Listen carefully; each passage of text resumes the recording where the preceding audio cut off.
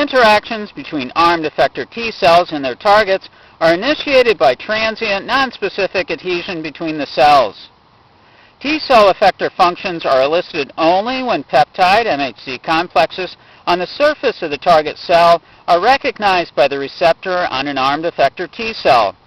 This recognition event triggers the armed effector T cell to adhere more strongly to the antigen-bearing target cell and to release its effector molecules directly at the target cell, leading to the activation or death of the target.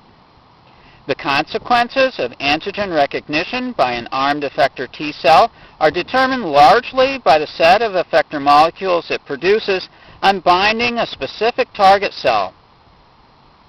CD8 cytotoxic T cells store preformed cytotoxins in specialized lytic granules whose release can be tightly focused at the site of contact with the infected target cell. Cytokines and one or more members of the TNF family of membrane-associated effector proteins are synthesized de novo by all three types of effector T cell. Th2 cells express B cell activating effector molecules, whereas Th1 cells express effector molecules that activate macrophages.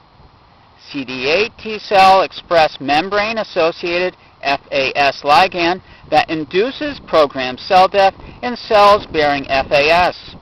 They also release interferon gamma.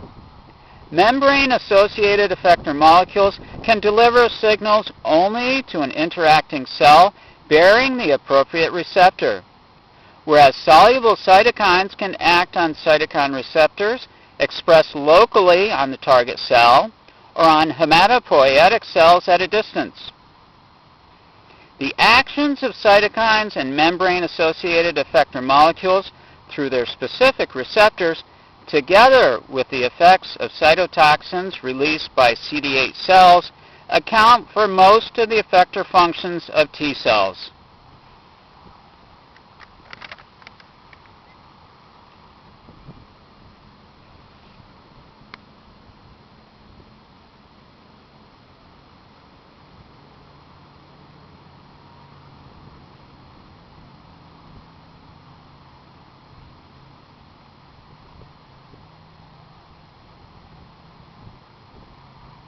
Have a great day.